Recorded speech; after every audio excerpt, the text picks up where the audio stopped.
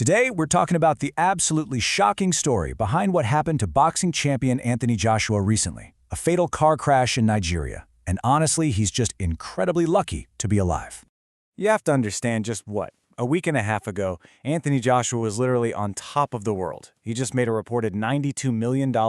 His star was blowing up in America. His career was at an absolute peak. And then, just like that, it all changed. He went from that high to being pulled from the wreckage of a car, having just lost two of his best friends. I mean, it's one of those moments that just puts absolutely everything in perspective.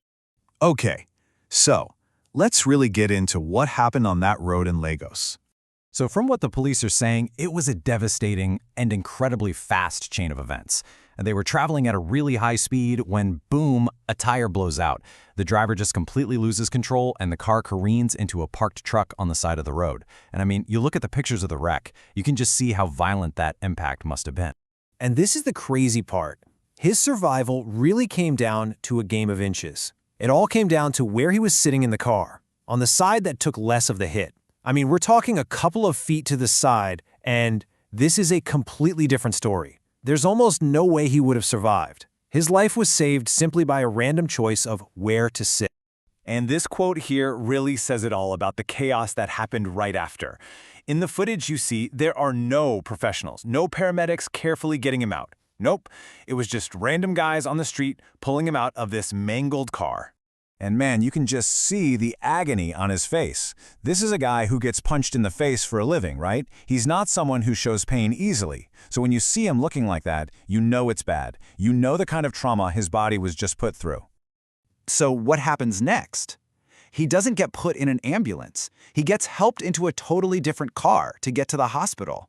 And this is a key detail. This idea of a world-famous millionaire being carted off from a fatal crash scene like this, yeah, that became a huge talking point, and we're going to get to that in a bit. But look, the physical stuff is one thing. What we really need to talk about is the human cost, that deep psychological toll of being the one who survived. And this is what just breaks your heart, you know. Literally hours before this happened, there are pictures of Joshua playing table tennis, arriving in Nigeria, just happy and laughing with his friends. And two of those men, Latif, who went by Latz, and SA, guys who were so important to his life, his career, they didn't make it. In a situation like this, it brings up something called survivor's guilt. It's this incredibly heavy feeling that you did something wrong just by living, while others didn't. It's a weight that is just so difficult to carry. And that guilt, it just eats at you with these questions you can never, ever answer. For AJ, you've got the trauma of what he saw happen to his friends, plus his own survival. Man, that's going to be a really long, tough road emotionally. So this was obviously a deeply personal tragedy for him, but it didn't just happen in a bubble. The way it all went down, well, it sparked this huge and frankly pretty angry conversation online among Nigerians. Take a look at this comment from someone in Nigeria on X. I think this really sums it up. The point they're making is that Joshua was lucky he's famous. They're saying if he had been just any regular person, he'd be left sitting on the road with people filming him because they'd be too scared to help, afraid they'd get arrested and knowing full well no ambulance was coming. And this comparison that was going around online just puts it in such stark terms, doesn't it? On one side, you have a British millionaire in Nigeria being pulled out of a fatal wreck by what the Post calls street boys. On the other, the person's own experience as a normal citizen in the UK, where an ambulance shows up in 11 minutes.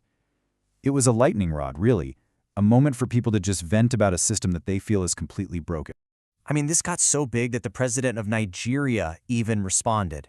He put out a tweet sending his condolences, saying he'd called Joshua to make sure he got the, quote, best possible health care. But yeah, that response from the president, it was met with a lot of cynicism. And this reply kind of sums up how a lot of people felt. Basically, this proves you see everything that's wrong, you just don't care about us unless it's a famous person. It's this deep-seated feeling that the average person just doesn't matter. You know, something like this happens, and it just forces you to zoom out and look at the big picture. It changes how you see everything, not just his life, but his whole career as a champion and what it all really means.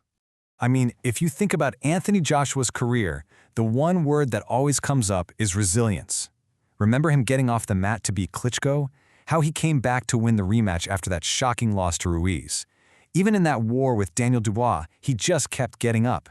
His whole legacy is built on being tough, on getting back up when things get hard. But this is a whole different kind of fight. It's kind of crazy, but some people are already asking, when's his next fight? The reality is, he might never fight again. And you know what? After everything he's given to the sport, and after what he just went through, that is absolutely okay.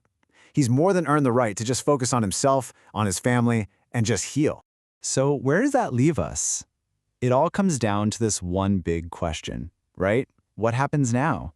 What do you do after you've been through something so life-altering? The physical part, that'll heal. But the emotional journey, that's just getting started. After surviving something so unthinkable, losing his friends, looking death in the face, the biggest fight of Anthony Joshua's life is not going to be in a boxing ring. So the real question is, how does a champion, a guy whose whole identity is about getting back up, how does he carry on from this?